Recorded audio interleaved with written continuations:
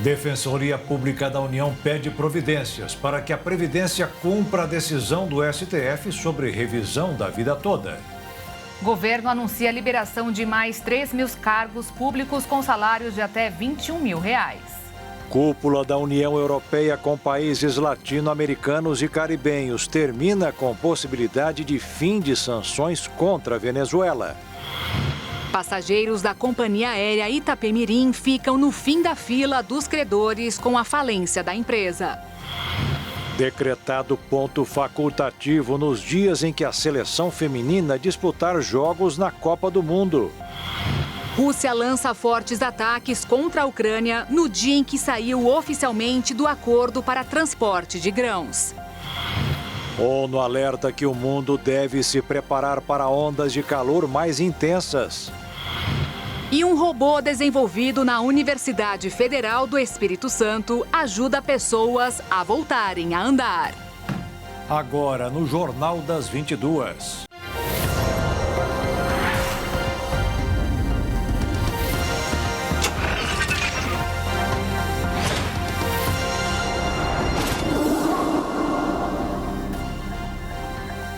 Olá, boa noite. Boa noite.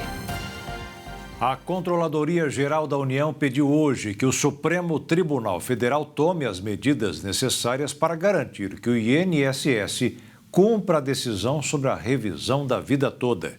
Centenas de milhares de brasileiros continuam com processos na Justiça, aguardando a correção do valor da pensão ou aposentadoria.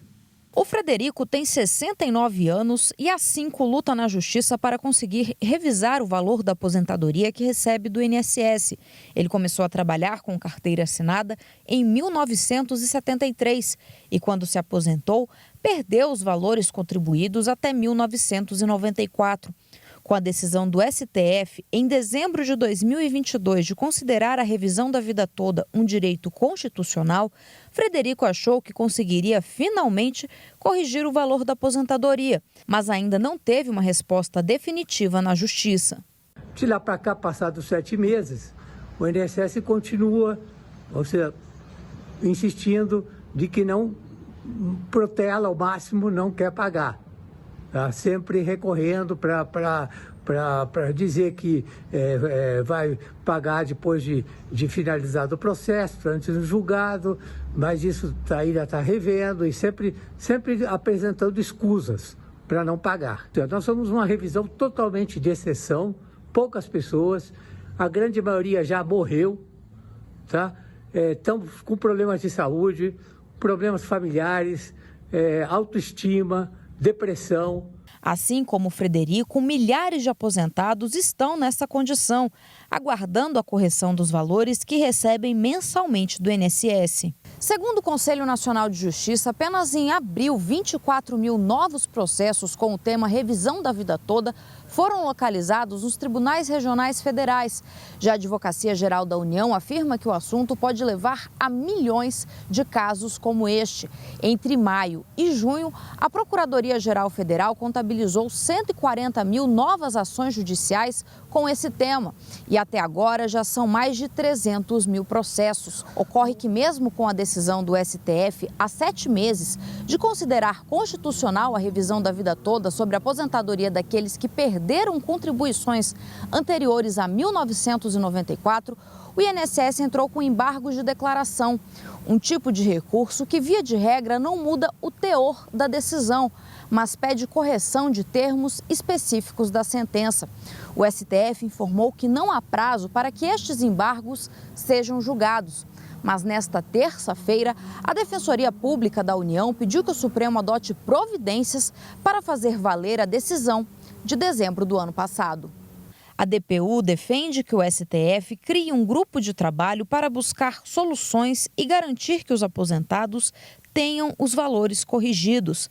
A Defensoria Pública da União afirma que tem sido procurada por aposentados que não sabem se devem pedir a revisão e, ao buscar o INSS, são informados que o Instituto não faz essa análise. Em alguns processos que tramitam nos tribunais regionais, como é o caso do Frederico, já há sentença do juiz responsável no sentido de conceder a revisão ao aposentado, conforme tese estabelecida pelo STF.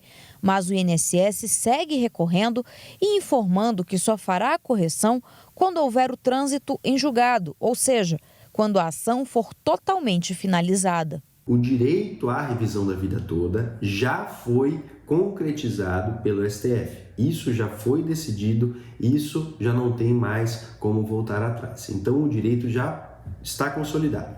O que o INSS vem querendo fazer, e isso é normal, isso é uma estratégia jurídica natural que ocorre com todos os processos, é ganhar tempo. Inclusive, nós temos diversos casos que vêm com a mesma estratégia do INSS. Então veja que nós teremos ainda uma batalha com relação aos valores de atrasados, isso é um fato. Inclusive o INSS está tentando de todas as formas fazer uma modulação de efeitos, que é basicamente colocar ali quem que pode, desde quando, entrou em que data, quem entrar depois vai poder ter direito ou não.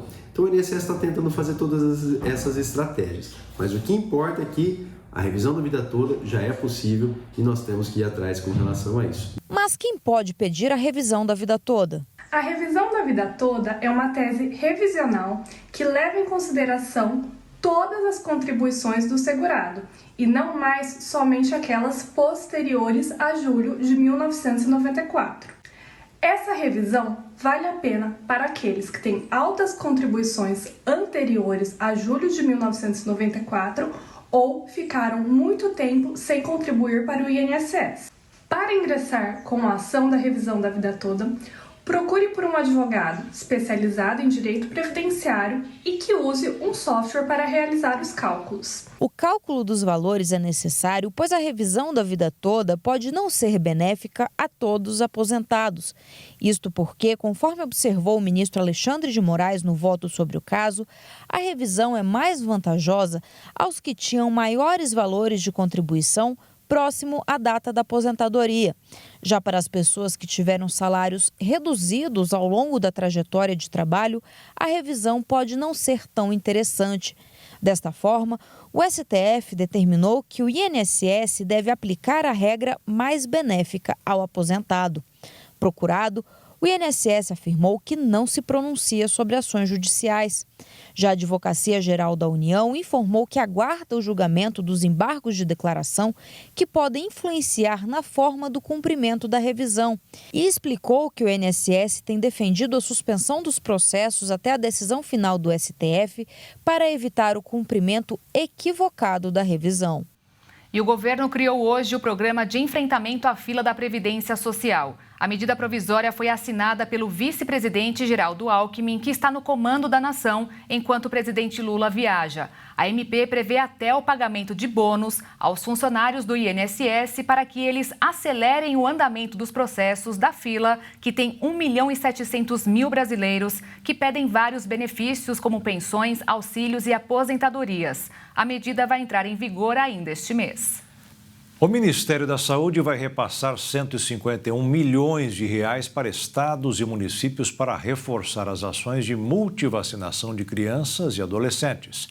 O repasse do recurso faz parte das ações voltadas à ampliação da cobertura vacinal. O Brasil está longe da meta, que é vacinar 95% das crianças. A Secretaria Municipal da Saúde de São Paulo informou que a cobertura vacinal da dose de reforço da vacina bivalente contra a Covid-19 está em 28,7% da população da capital, acima dos 18 anos.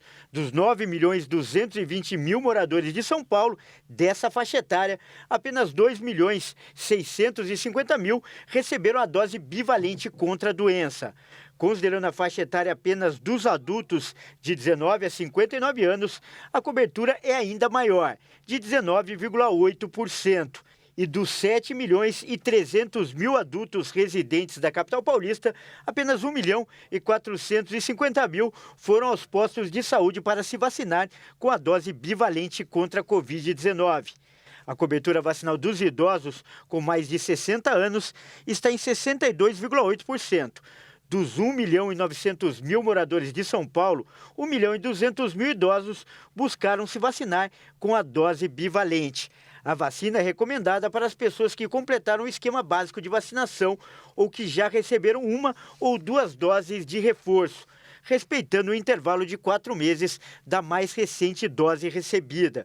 Em nota, a Secretaria de Saúde informou que tem criado estratégias para ampliar a cobertura vacinal na cidade de São Paulo. A pasta divulga informações sobre a segurança e a eficácia dos imunizantes. Além disso, os agentes comunitários de saúde orientam os moradores a buscarem a vacinação e a manterem suas cadernetas atualizadas.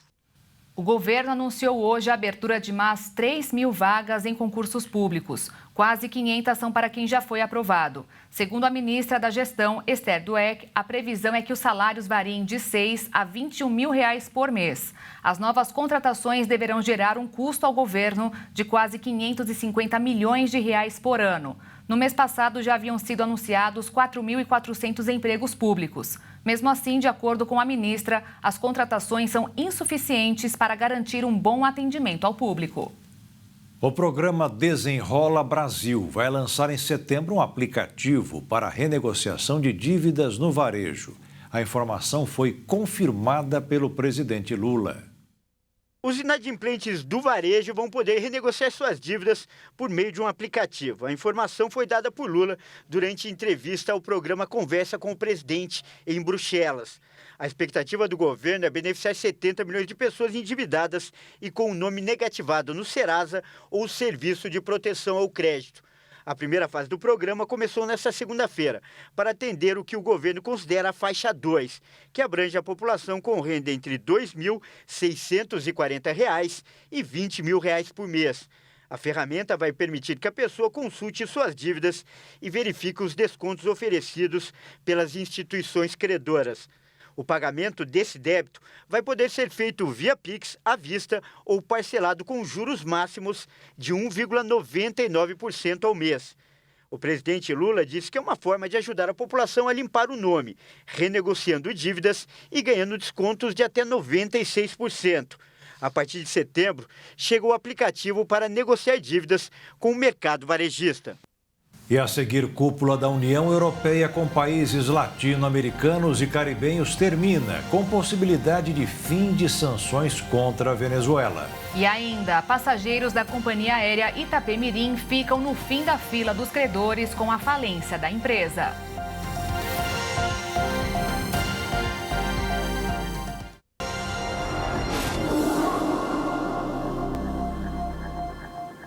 Terminou hoje em Bruxelas, na Bélgica, a cúpula da União Europeia e da Comunidade dos Países Latino-Americanos e Caribenhos. No documento final, ficou aberta a possibilidade de serem abolidas as sanções contra a Venezuela, desde que o país garanta eleições presidenciais livres e democráticas no ano que vem.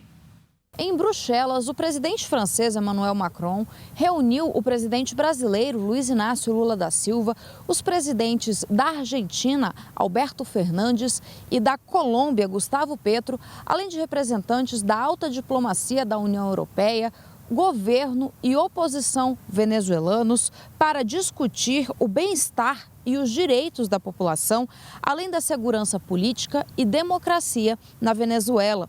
Os chefes de Estado pediram que governo e oposição construam um acordo e um diálogo saudável para garantir a realização de eleições justas, transparentes e inclusivas, que permitam a participação de todos os interessados, conforme prevê a lei e os tratados internacionais em vigor. Essa negociação, iniciada pelo presidente Emmanuel Macron, começou no Fórum pela Paz em Paris em novembro do ano passado. O governo francês avalia que a presença do presidente Lula na reunião é um elemento novo e determinante, já que o Brasil é a principal potência econômica da América Latina e possui influência para buscar a resolução do problema e um acordo entre as partes. O compromisso do governo e da oposição venezuelana em realizar eleições transparentes pode pôr fim às sanções impostas sobre o país. Durante a agenda em Bruxelas, nesta terça-feira, o presidente Lula também se reuniu com a primeira-ministra da Dinamarca, que anunciou a intenção de aprovar uma contribuição para o Fundo Amazônia no orçamento dinamarquês. Lula também se encontrou com o primeiro-ministro sueco, com quem discutiu acordos de cooperação para a construção de aeronaves. O presidente brasileiro também participou da plenária da CELAC e tomou café da manhã com lideranças mundiais de esquerda para discutir a defesa da democracia e o combate às desigualdades. Após os atos de ataque ao ministro do STF, Alexandre de Moraes, o grupo prestou depoimento na sede da Polícia Federal em Piracicaba. E em outra ação, a PF cumpriu mandados de busca e apreensão na casa dos envolvidos. Segundo informações da Polícia Federal, o grupo é investigado por ter agredido e xingado o ministro Alexandre de Moraes do Supremo Tribunal Federal de bandido, comunista e comprado no Aeroporto Internacional de Roma. Dessa forma, a Polícia Federal cumpriu hoje mandados de busca e apreensão na casa do empresário Roberto Mantovani Filho, sua mulher Andréia Munarão e o genro do casal Alex Anata. As diligências aconteceram em 2 endereços, na região de Santa Bárbara do Oeste, em Piracicaba, no interior paulista. Na ação, os celulares dos suspeitos envolvidos foram apreendidos. Todo o material recolhido será lacrado e enviado para o delegado da PF em Brasília, que cuida do inquérito. O pedido da Polícia Federal foi expedido pela presidente do STF, Rosa Weber. Os agentes receberam ordem para recolher computadores, celulares e documentos. Mais cedo, o casal e o filho prestaram depoimento na sede da PF em Piracicaba. Mantovani Filho negou em depoimento ter agredido o filho do ministro. Segundo a defesa, o empresário admitiu ter agido para afastar o filho de Moraes para defender a esposa de ofensas pesadas. O inquérito vai apurar acusações de agressão, ameaça, injúria e difamação. Os suspeitos negam as agressões. Segundo o Código Penal, os crimes praticados por brasileiros, embora cometidos no estrangeiro, ficam sujeitos à lei brasileira. A Polícia Federal pediu ajuda à polícia em Roma para ter acesso às imagens das câmeras do aeroporto, em um acordo de cooperação internacional. As imagens devem ajudar a continuidade das investigações do caso no Brasil, para esclarecer o que aconteceu. Não foi dado um prazo para que as imagens cheguem ao país. O ministro do STF relatou que estava na área de embarque do aeroporto por volta das 7 horas da noite, quando Andréia Munarão se aproximou e deu início aos xingamentos. Em seguida, Roberto Mantovani Filho passou a gritar e chegou perto do filho do ministro, Alexandre Barsi de Moraes, o empurrou e deu um tapa em seu óculos. Moraes não estava acompanhado de escolta policial no momento da abordagem, quando voltava de uma palestra na Universidade de Siena, onde participou de um fórum internacional de direito. Em esclarecimento divulgado agora à noite, a família informou que em nenhum momento teve contato ou foi ao encontro do ministro Alexandre de Moraes. Na nota também foi dito que a esposa de Roberto Mantovani, Andréia Munarão, discutiu com uma mulher e um homem e que somente quando chegaram ao Brasil souberam que se tratava do filho do ministro. A família reitera ainda que estão seguros de que as imagens do aeroporto evidenciarão que nada foi feito com relação ao ministro do STF e mostrarão ainda o equívoco envolvendo as partes. O Ministério da Agricultura criticou a decisão do Japão de suspender a compra de aves e ovos produzidos pelo estado de Santa Catarina depois de detectado um caso de gripe aviária em um animal fora da linha comercial. Segundo a pasta, o governo brasileiro pediu esclarecimentos sobre o caso que aconteceu com o frango de quintal. O Ministério da Agricultura informou que já enviou os detalhes sobre o caso e espera que tudo seja resolvido o mais breve possível, para não prejudicar os exportadores de Santa Catarina. E nestes casos, não é incomum a contaminação de notícias falsas que se espalham e afeta a cadeia produtiva. Brasil e Japão têm um acordo bilateral contra restrições comerciais em caso de doenças detectadas em aves domésticas. E não foi a primeira vez que isso aconteceu. No mês passado, o governo japonês tomou a mesma medida de não comprar temporariamente aves e ovos, produtos avícolas, do Espírito Santo. No fim deste mês, técnicos da área agrícola do Brasil embarcaram em missão oficial ao Japão, Coreia do Sul e Oriente Médio. A viagem estava marcada antes dos embargos, mas agora é visto como importante também para dar explicações sobre a segurança e confiança no consumo de aves brasileiras.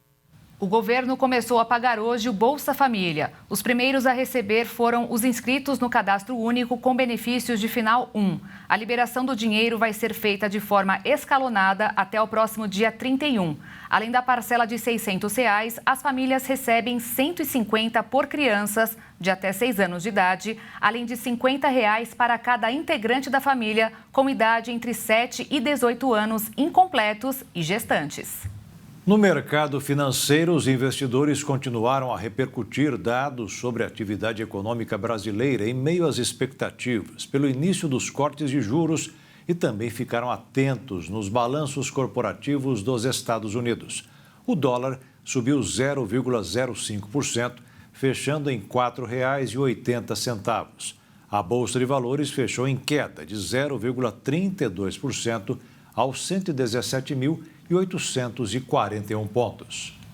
O ministro da Fazenda, Fernando Haddad, voltou atrás na questão do imposto de renda. Na semana passada, o ministro disse que o governo não iria esperar a aprovação da reforma tributária do consumo no Senado para enviar ao Congresso a proposta que mexe basicamente com o salário dos trabalhadores, além dos dividendos pagos a acionistas. Agora mudou. Fernando Haddad afirmou hoje que é melhor esperar a definição do IVA, Imposto sobre Valor Agregado, o que deverá acontecer somente no fim do ano, já que a matéria deverá enfrentar resistências no Congresso Nacional. A Justiça de São Paulo deu 6 meses de prazo para a administradora da massa falida da aviação Itapemirim colocar à venda todos os bens da companhia. O braço aéreo da Itapemirim foi de curta duração. Entrou em operação em junho de 2021 e, na véspera do Natal daquele ano, deixou os passageiros frustrados. Quem comprou passagem ficou no aeroporto e, segundo especialistas no assunto, dificilmente terão o dinheiro de volta. Em situações de falência, eles ficam no último lugar da fila dos credores. A ITA, como foi chamada, suspendeu ali suas atividades e, no ano seguinte, pediu recuperação judicial. No ano passado, a Justiça decretou a falência da companhia com salários atrasados, dívidas de mais de 250 milhões com os credores e 2 bilhões e 200 milhões de impostos para pagar. Agora, a empresa administradora nomeada ganhou 180 dias de prazo para informar à Justiça todos os detalhes sobre as contas que o empresário Sidney Piva deixou para trás. O turismo brasileiro teve crescimento de 7% e um faturamento maior do que 18 bilhões e 200 milhões de reais no mês de maio. Esses números garantiram a variação positiva do setor pelo 20º mês consecutivo. Os bons resultados aconteceram principalmente pelo transporte aéreo, já que em maio o faturamento das companhias aéreas foi de 5 bilhões e 800 milhões de reais, número 12% mais alto na comparação com o mesmo período do ano passado. O número de brasileiros que andam de avião também já superou os níveis pré-pandemia. Só em maio, mais de 7 milhões de pessoas cruzaram o céu do país a bordo de uma aeronave, número mais alto desde 2015. A ONU voltou a pedir cautela com os avanços da tecnologia, que sempre é bem-vinda, mas nunca é demais evitar os exageros, porque em alguns casos a sociedade não está preparada.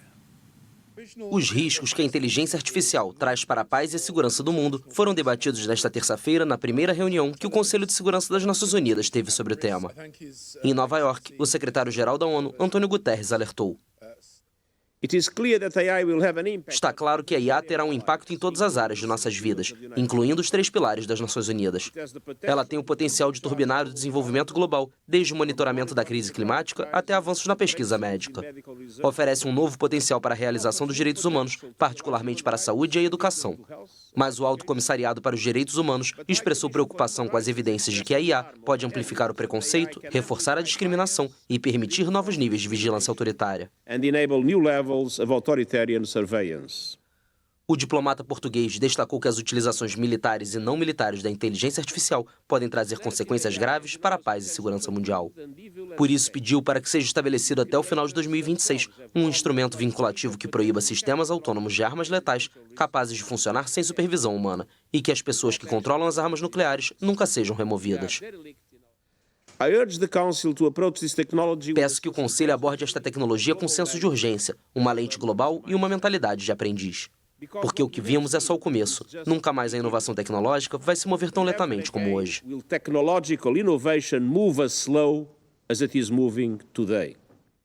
O diplomata português reforçou que até mesmo seus criadores apontaram que a inteligência artificial generativa tem um enorme potencial para o bem e para o mal, em grande escala. Guterres também reiterou seu apoio à criação de uma entidade das Nações Unidas para ajudar a otimizar os benefícios da inteligência artificial e reduzir os riscos, como a Agência Internacional de Energia Atômica ou o Painel Intergovernamental sobre Mudanças Climáticas. E a seguir, decretado ponto facultativo nos dias em que a seleção feminina disputar jogos na Copa do Mundo. E veja também, Rússia lança fortes ataques contra a Ucrânia no dia em que saiu oficialmente do acordo para transporte de grãos.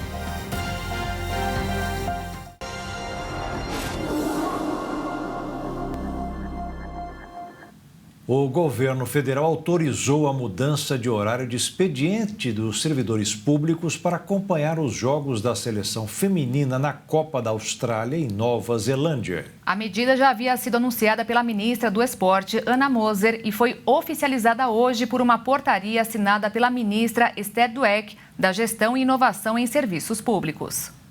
Olha só, nos dias em que o Jogo do Brasil começar às 7 horas da manhã, o expediente dos agentes públicos federais começará às 11, ou seja, 2 horas depois do apito final da partida. E o mesmo vai acontecer quando os jogos começarem às 8 horas da manhã. O trabalho dos servidores começará ao meio-dia, 2 horas após o final do jogo. Mas isso é o que vai acontecer agora, nessa primeira fase da competição. Só que como essa medida anunciada pelo governo é facultativa, caberá ao servidor escolher se vai fazer o horário regular de trabalho ou se vai entrar nesse expediente em regime especial. Acontece que quem optar por assistir aos jogos deverá repor as horas não trabalhadas nesse período até o fim do ano. Caso contrário, vai sofrer descontos no salário. Já para os servidores estaduais e municipais, cada estado ou município terá de definir uma regra local para o expediente durante os jogos. E algumas empresas privadas também pretendem liberar seus funcionários para acompanhar as partidas, sendo que cada uma delas também terá suas próprias regras. A liberação para acompanhar os jogos da seleção no Mundial de Futebol já é muito comum na competição masculina. Só que essa é a primeira vez que a Copa Feminina segue esse padrão. O Brasil estreia na Copa da Austrália e Nova Zelândia no próximo dia 24 de julho, segunda-feira, às 8 horas da manhã, contra o Panamá. Foi divulgada hoje a lista de espera do segundo semestre dos candidatos que esperam uma vaga no FIES, o financiamento de ensino estudantil. Quem estiver no site do programa terá 3 dias para aderir ao FIES, que financia as mensalidades em faculdades particulares. Quem não fizer dentro do prazo, perde a vaga para o próximo da fila. Os estudantes só terão que pagar a conta depois da conclusão do curso. 16 pessoas foram presas pela Polícia Federal durante a segunda fase da operação contra a quadrilha, responsável por trocar as bagagens de 2 mulheres no aeroporto de Guarulhos, em março desse ano. Na ocasião, 2 brasileiras chegaram a ficar presas na Alemanha por 38 dias, até que fosse comprovada a inocência da dupla. A ação, que cumpriu 27 mandados de busca e apreensão, 14 de prisão temporária e 2 de prisão preventiva nas cidades de Guarulhos e de São Paulo, terminou com a prisão dos executores de 3 casos de tráfico internacional de drogas, envolvendo troca de etiquetas, e dos mandantes dos crimes responsáveis pelo envio de mais de 120 quilos de cocaína para a Europa. Apenas uma mulher confessou o crime.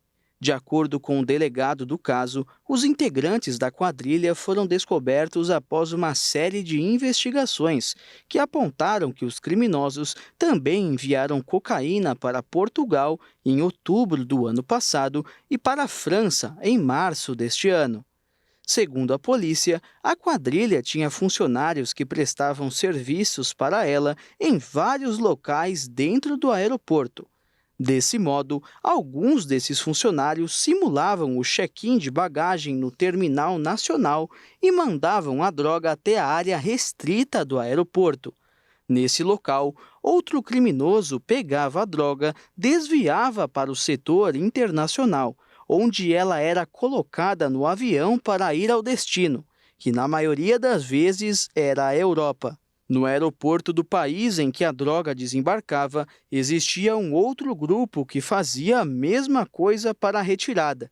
Nesse local, a mala era retirada por eles do porão do avião, no caminho da esteira, ou até mesmo, em alguns casos, as malas com drogas ficavam escondidas no avião até o dia seguinte. Em março deste ano, Jeane e Kátina foram vítimas da quadrilha e tiveram as malas trocadas no Aeroporto Internacional de São Paulo, em Guarulhos, enquanto aguardavam o voo que as levaria para Frankfurt, na Alemanha. As duas ficaram presas por 38 dias no país, até que conseguissem provar que a cocaína encontrada na bagagem não era delas.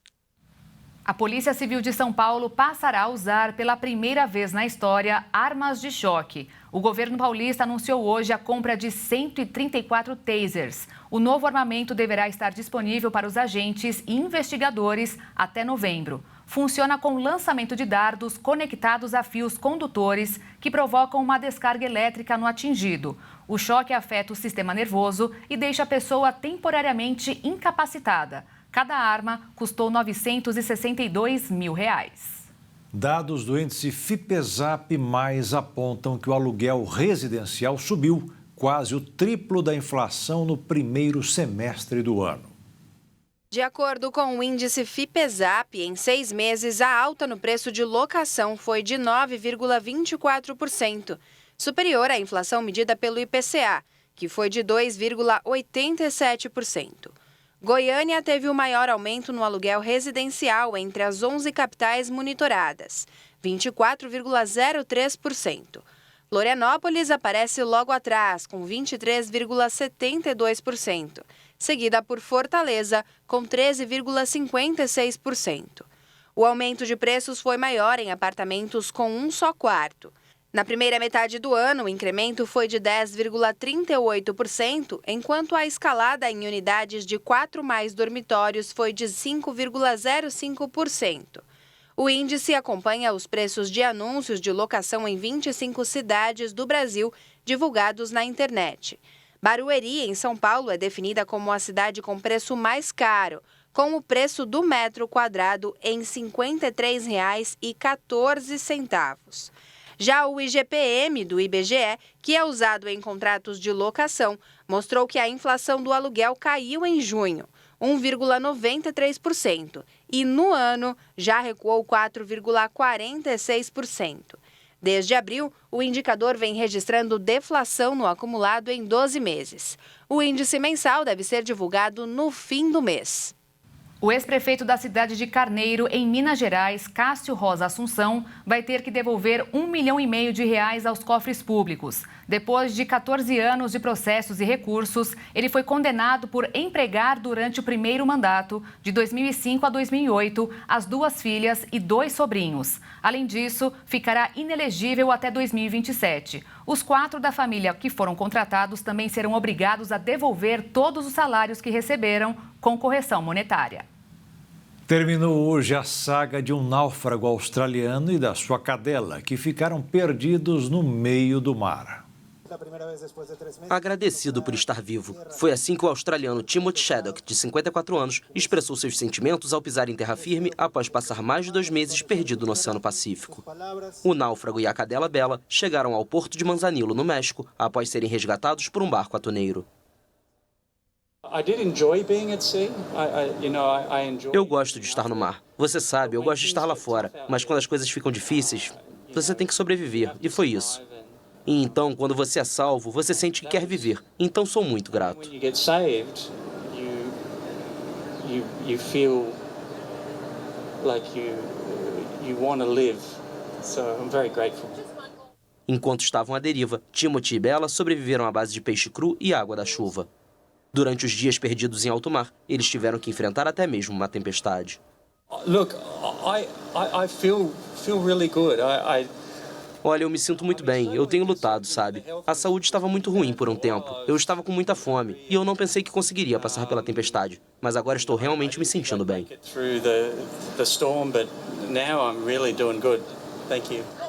A dupla partiu de La Paz, na Península Mexicana de Baixa Califórnia, em abril, para uma viagem de 6.000 quilômetros até a Polinésia Francesa.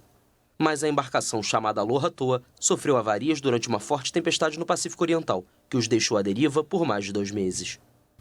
Após a festa de apresentação do último domingo, Lionel Messi e Sérgio Busquets já começaram os trabalhos no Inter Miami. A dupla fez, nesta terça-feira, o primeiro treino com os novos companheiros de elenco nos Estados Unidos. O craque foi a campo na nova casa pela primeira vez. Lionel Messi teve a primeira oportunidade de treinar com os companheiros de Inter Miami desde a apresentação oficial no último domingo. A imprensa pôde acompanhar apenas 15 minutos da atividade comandada pelo técnico Tata Martino, que levou a Argentina à final da Copa do Mundo de 2014 no Brasil. Além de Messi, o volante espanhol Sérgio Busquets, outra contratação de peso do clube, também participou dos treinos da equipe pela primeira vez nesta terça. Com os dois reforços, o Inter Miami, que é o último colocado da Liga Americana, espera iniciar uma arrancada para brigar por uma vaga no mata-mata da competição. O clube também negocia a contratação de outro ex-jogador daquele Barcelona histórico, o lateral esquerdo Jordi Alba. E após deixar o acordo de grãos com a Ucrânia, a Rússia iniciou uma ofensiva estratégica em portos ucranianos. O ataque desta terça-feira se concentrou em 3 regiões importantes para o país invadido.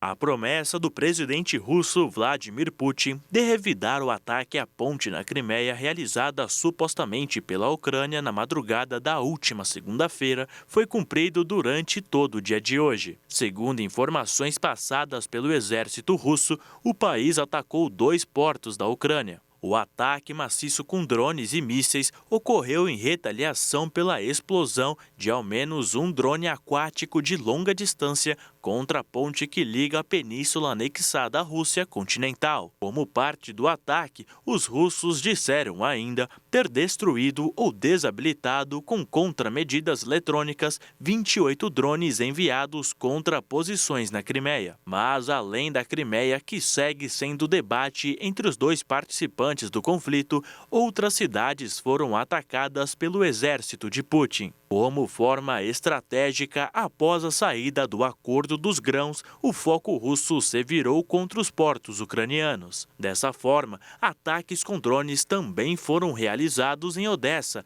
o maior porto ucraniano, e na sua cidade vizinha Mykolaiv. Os ataques foram recebidos como um alerta a Kiev, já que o acordo dos grãos é o que poderia manter parte da economia do país. A Rússia afirmou que poderá retornar com um acordo quando a Ucrânia cumprir com suas parcelas. Mas caso não haja acordo entre as partes, ficou claro que os ataques russos serão concentrados nessas regiões tão importantes para a Ucrânia. Por outro lado, o presidente ucraniano Volodymyr Zelensky afirmou que o mantimento da exportação ainda seria possível, bastando ignorar a Rússia e mantendo a Turquia como garantidora militar da livre passagem dos navios. Situação essa muito improvável de que realmente aconteça.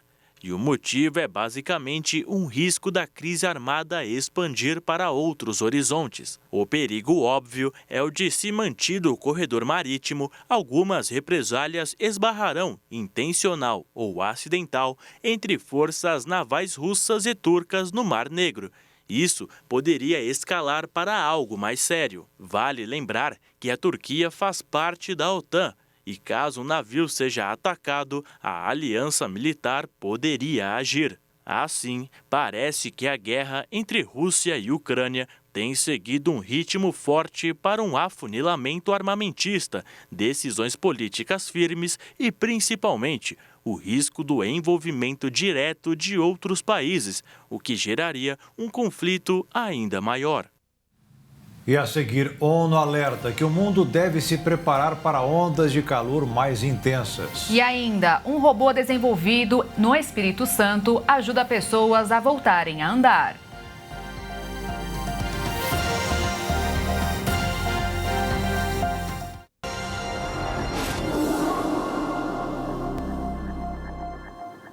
A ONU, Organização das Nações Unidas, alertou nesta terça-feira que o mundo deve se preparar para ondas de calor mais intensas no momento em que o hemisfério norte registra temperaturas extremas. Se aqui no hemisfério sul as temperaturas estão em baixa, em diversas regiões do planeta, as altas nos termômetros têm causado incêndios, além de trazer riscos à saúde da população. Segundo a Organização Meteorológica Mundial, esses eventos devem crescer em intensidade e o planeta deve se preparar para ondas de calor cada vez mais fortes. Ainda segundo a entidade, o fenômeno El Niño vai apenas amplificar a frequência e a potência das temperaturas no hemisfério norte. O impacto da alta do calor nessa região é visível, com incêndios ativos na Grécia e nos Estados Unidos, assim como um possível recorde de temperatura para o continente europeu nas ilhas italianas da Sardenha e Sicília. A Organização Meteorológica Mundial indica que o número de ondas de calor simultâneas no hemisfério norte cresceu 6 vezes desde os anos 1980 e esta tendência não mostra nenhum sinal de queda. As autoridades de saúde emitiram alertas nos Estados Unidos, Europa e Ásia para que as pessoas façam hidratação constante e se protejam do sol. De São Paulo, Leonardo Félix. Os impactos desta onda de calor geram impactos em todo o ecossistema do planeta. A economia não escapa. Primavera, outono, inverno e verão. As 4 estações do ano estão cada vez mais frequentes em um único dia. Sensações térmicas que vão desde um calorão intenso até mesmo frio rigoroso em questão de semanas, dias. Características como as de mudança climática repentinas podem ser sentidas em diversos setores, inclusive na economia.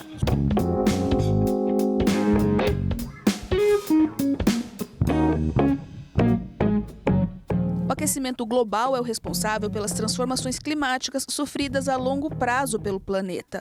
O aumento descomunal da temperatura está diretamente atrelado aos impactos ambientais gerados pela ação do homem.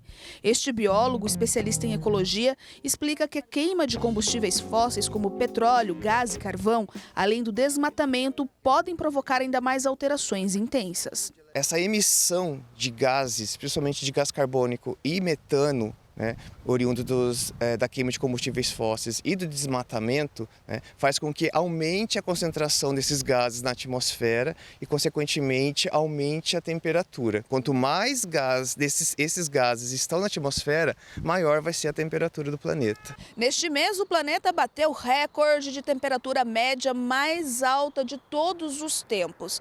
E a previsão, de acordo com os cientistas, é de que até o final do ano novos índices devem ser batidos.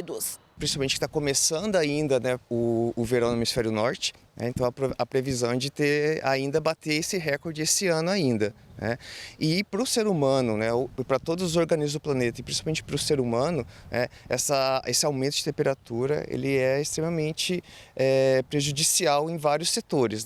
O aquecimento global é inclusive responsável pelas baixas temperaturas registradas ao longo do tempo, justamente por causa das mudanças no bioma. Se a gente soma já o grande problema do desmatamento com mais essa questão das mudanças climáticas, isso faz com que a gente tenha cada vez mais acesso a esses novos micro-organismos, que eles podem vir a transmitir doenças não só para os seres humanos como para outros animais. E esses outros animais também passar para os seres humanos. E o coronavírus é um exemplo do que pode vir a acontecer aí num futuro próximo.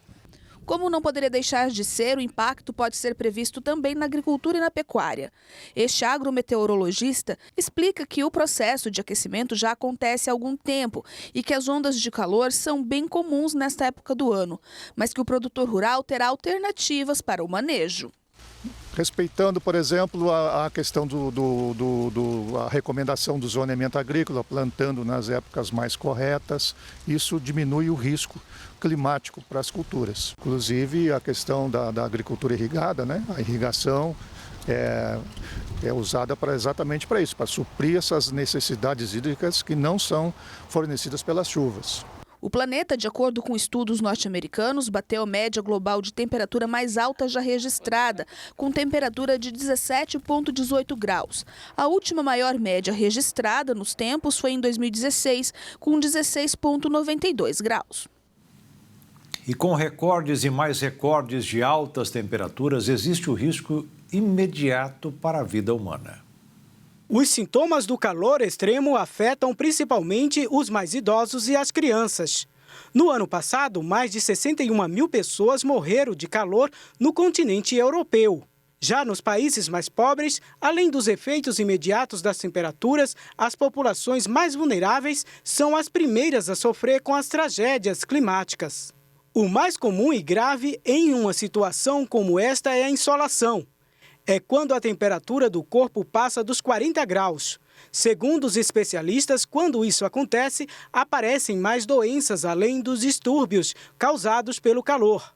Os sintomas de advertência comuns de insolação são tontura, sensação de desmaio iminente, fraqueza, má coordenação motora, fadiga, dor de cabeça, visão embaçada, dores musculares, náusea e vômitos, que também são sintomas de exaustão por calor. A pessoa afetada não sente que a temperatura corporal está extremamente elevada. Durante uma insolação, a pele fica quente, fica vermelha e às vezes seca. Para evitar a insolação, é importante tomar bastante água para se hidratar e evitar exposição ao sol em horários muito quentes. E é importante não esquecer que, em alguns casos, a insolação mata. As chamadas mudanças climáticas subterrâneas estão deformando o solo de áreas urbanas, o que pode representar um grave problema para edifícios e casas, deixando a segurança ameaçada. Conhecidas como ilhas de calor subterrâneas, essas mudanças climáticas são relacionadas ao aquecimento do solo causado pela liberação de calor por edifícios e sistemas de transporte subterrâneos, como o metrô. Portanto, o solo, as rochas e os materiais de construção estão sujeitos a deformações por estarem expostos a variações de temperatura. A pesquisa norte-americana foi conduzida após a instalação de 150 sensores de temperatura acima e abaixo do solo, em vários locais, como porões, túneis e garagens de toda a região de Chicago, principalmente no Grand Park, ao longo do Lago Michigan, para comparar as temperaturas de uma área não construída sem excesso de calor vinda de construção ou transporte. Os dados coletados ao longo dos últimos 3 anos mostraram que o solo da região mais construída com prédios e estabelecimentos comerciais e metrô estava até 10 graus Celsius mais quente do que o solo do parque. Os dados ligaram um novo alerta para os pesquisadores que já têm se preocupado sobre a situação nos últimos 25 anos. De acordo com especialistas,